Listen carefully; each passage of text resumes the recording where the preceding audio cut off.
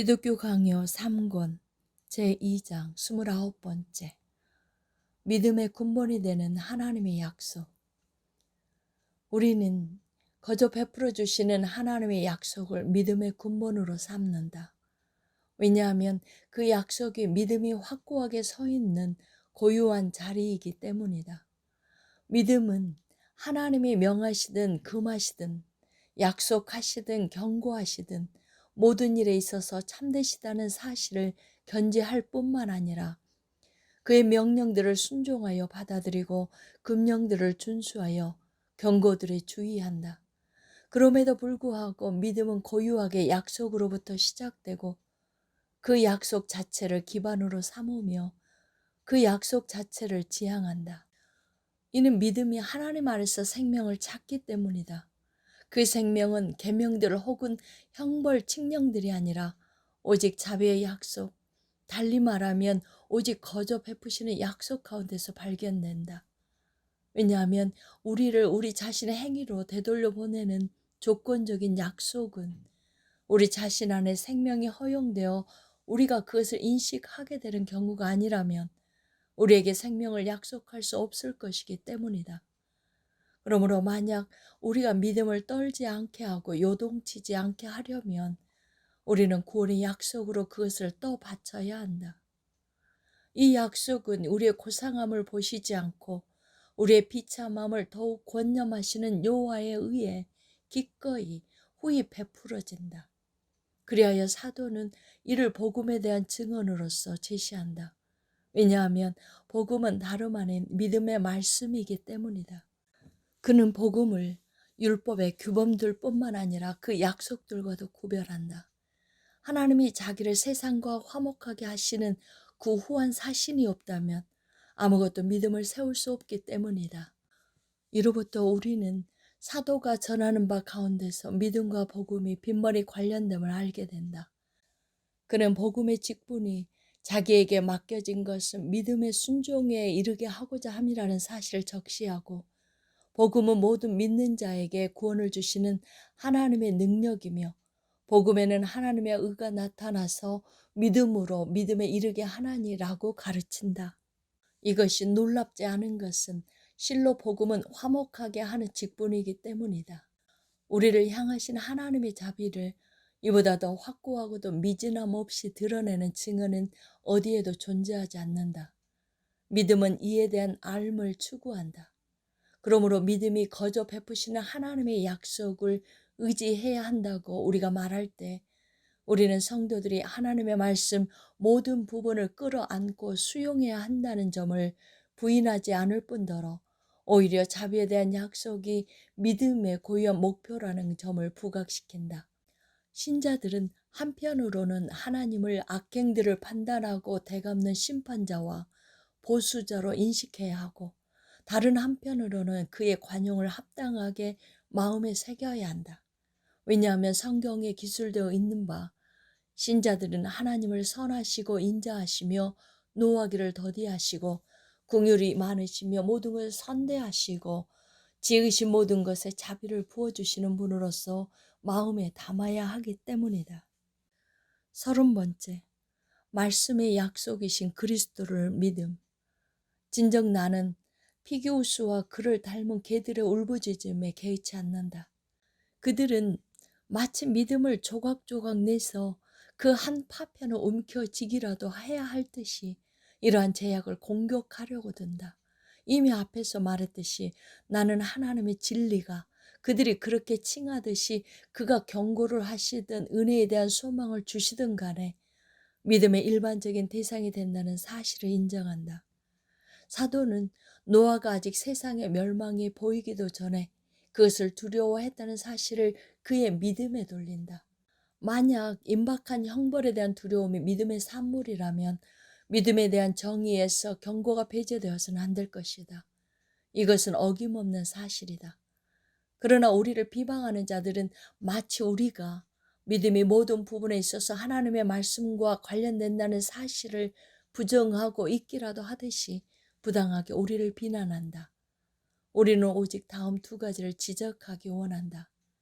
첫째, 단연 믿음은 값없는 약속을 얻고 나서야 비로소 그 자체를 확고히 세운다.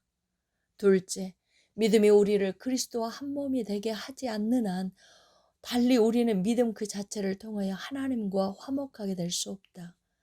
이 두 가지 점 모두 주목할 가치가 있다. 우리는 하나님의 아들들과 유기된 자들을, 그리고 신자들과 불신자들을 구별짓는 믿음을 추구한다. 만약 어떤 사람이 하나님이 명령하시는 것은 모두 의롭게 명령하시는 것이며 참되게 경고하시는 것임을 믿기만 한다면 그는 신자라고 불리게 될 것인가? 결코 그렇지 않다. 왜냐하면 하나님의 자비에 머물러 서 있지 않는 한 어떤 확고한 믿음의 상태도 존재할 수 없기 때문이다. 믿음이 우리를 그리스도의 몸에 접붙이지 않는 한 어떻게 구원의 믿음이 존재할 수 있겠는가? 이에 비추어 볼 때 믿음에 대한 정의를 우리가 내리면서 그것의 주요한 효과를 이와 같이 강조하고 신자들과 불신자들을 나누는 고유한 표지를 각자가 속한 구별된 자리에 속한 것으로 여기는 것은 결코 불합리하지 않다. 결론적으로 이 교리를 다룸에 있어서 사악한 자들은 우리에게 퍼붓던 그 비난에 복음을 온당하게 믿음의 말씀이라고 칭하는 바울을 연루시키는 일을 하고 있을 뿐이다. 31번째, 성도의 불완전한 행위에도 불구하고 꺼지지 않는 믿음. 여기에서 우리는 앞에서 설명된 것들을 다시금 상기한다. 나무의 열매가 살아있는 뿌리를 필요로 하듯이 믿음은 말씀을 필요로 한다. 왜냐하면 다윗이 증언하듯이 하나님의 이름을 아는 자 외에는 아무도 하나님께 소망을 둘 수 없기 때문이다. 그러나 이러한 지식은 누군가의 상상이 아니라 오직 하나님 자신이 자기의 선하심에 대한 증인이 되시는 한에 있어서만 솟아오른다. 이를 선지자는 어느 곳에서 주의 말씀으로 주의 구원을 이라고 확장한다. 같은 맥락에서 내가 주의 말씀을 의지하매니 나를 구원하소서라고 전한다. 이제 우리는 믿음과 말씀의 관계에 대해서 먼저 주목하고 이어서 그 결과와 구원에 집중해야 한다. 그렇다고 해서 여기에서 우리는 우리가 새겨야 할 하나님의 권능을 배제하지 않는다. 왜냐하면 그 권능에 대한 믿음이 우리 가운데 확고하게 견지되지 않는다면 하나님 자신의 영예가 하나님께 합당하게 돌려질 수 없기 때문이다. 우리가 보는 바와 같이 바울은 아브라함을 다루면서 아브라함의 자기에게 복된 후원을 약속하신 하나님이 능력이 있으심을 믿었다는 일견 덤덤하고도 평범한 사실을 전한다.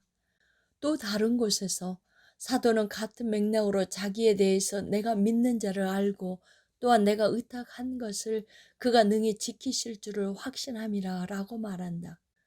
그러나 만약 어떤 사람이 하나님의 능력에 대한 숱한 의심들이 얼마나 자주 자기 속으로 잠입하는지를 헤아리게 된다면 그는 그 능력에 합당한 송축을 올리는 사람들에게는 적지 않은 믿음의 진보가 이루어졌다는 사실을 충분히 인식하게 될 것이다.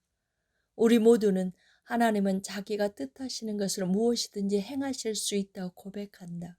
그러나 어떤 사소한 유혹이라도 그것이 공포를 조장해서 우리를 무너지게 하고 그 경악함에 우리를 얼어붙게 하는 경우 그때 우리는 하나님의 권능을 끌어내리고 그것보다 하나님의 약속을 거스르는 사탄의 위협을 더 낮게 여기게 됨이 분명하다.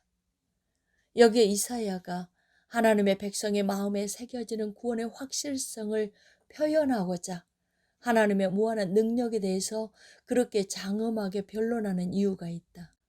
때때로 이사야는 은총과 화목의 소망에 관한 말씀의 포문을 여는 중에 무엇인가 다른 것에 관심을 돌리고 멀고도 헛된 미궁을 방황하는 듯한 모습을 보이기도 한다.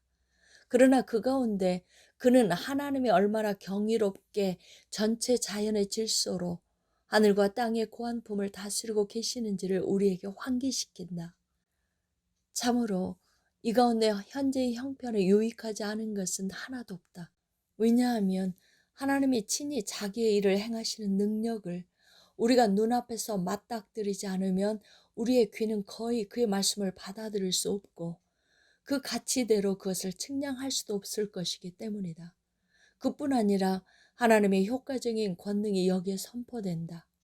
왜냐하면 이전 어디에서 제시되었듯이 경건은 항상 하나님의 권능을 용법과 일에 맞게끔 적용시키고 하나님이 자기를 아버지라고 증언하시는 그의 사역들을 특별히 앞세우기 때문이다. 그리고 구속에 관한 기억들이 성경에 아주 빈번하게 나타난다.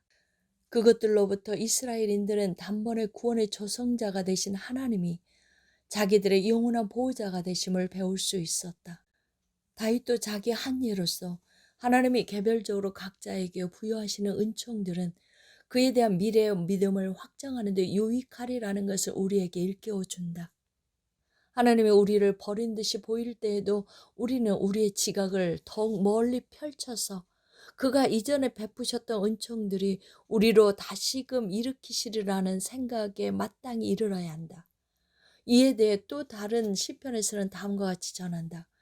내가 옛날을 기억하고 주의 모든 행하신 것을 묵상하며 또한 같은 맥락에서 곧 여호와의 일들을 기억하며 주께서 처음부터 행하신 기이한 일들을 기억하리이다. 그러나 우리가 하나님의 권능과 행하신 사역들에 관하여 마음에 품는 것은 무엇이든 말씀이 없이는 덧없이 날아가므로 하나님이 그 자신의 은혜에 관해서 증언해 주심으로써 밝히 드러내지 않는 이상 어떤 믿음도 존재하지 않는다고 선포하는 것은 결코 어리석지 않다. 여기에서 우리는 사라와 리브가를 어떻게 생각해야 하는지에 관한 질문을 던질 수 있을 것이다. 이 두 사람은 열렬한 믿음으로 불타올라 말씀의 한계를 넘어선 듯이 보인다. 사라는 약속된 후손을 애타게 갈구하여 자기의 여종을 자기의 남편에게 나아가게 했다. 그녀가 여러 방면으로 죄를 지었다는 사실을 부정할 수는 없다. 그녀는 자기의 열심에 도취된 나머지 자기를 하나님의 말씀의 한도 내에 억제시키지 않았다. 그럼에도 불구하고 그 갈망이 믿음으로부터 나온 것임은 확실하다. 리브가는 자기 아들 야곱의 택하심에 관한 하나님의 말씀을 확신하여 사악한 속임수로 야곱을 위한 축복을 얻어낸다. 그녀는 하나님의 은혜에 대한 증인이며 하나님의 일꾼인 자기 남편을 속이고 자기 아들이 거짓말을 하도록 강요하고 다양한 눈속임과 괴계로 하나님의 진리를 오염시킨다. 요컨대 그녀는 하나님의 진리를 경멸하면서 가능한 한 파괴시킨다. 이 일은 비록 사악하고 비난받아 마땅한 것이었음에도 불구하고 믿음이 없지는 않았다. 왜냐하면 그녀는 땅에서 누릴 혜택을 얻을 소망조차 전혀 부여되지 않고 도리어 헤아릴 수 없는 난간들과 위험들만이 가득한 무엇을 흔들림 없이 이루어내고자 하는 사소한 장애들을 극복해야만 했기 때문이다. 이와 다를 바 없이 우리는 족장 이삭이 그의 둘째 아들에게 옮겨진 영예에 관한 동일한 말씀으로 권고를 받고도 여전히 그의 장자 에서를 향한 마음을 버리지 않았다는 이유로 그에게는 전적으로 믿음이 결여되었다고 여겨서는 안 된다. 이러한 예들은 믿음은 그 가운데 종종 오류들이 혼합되기도 하지만 그것이 참된 이상 항상 수위를 차지한다는 사실을 확실히 가르친다. 리브가의 개별적인 오류가 축복의 효과를 모화시키지 않았듯이 그 오류는 또한 통상적으로 그녀의 마음을 지배했으며 그녀가 행한 일의 시작과 원인이 되었던 믿음을 헛되게 하지 못했다.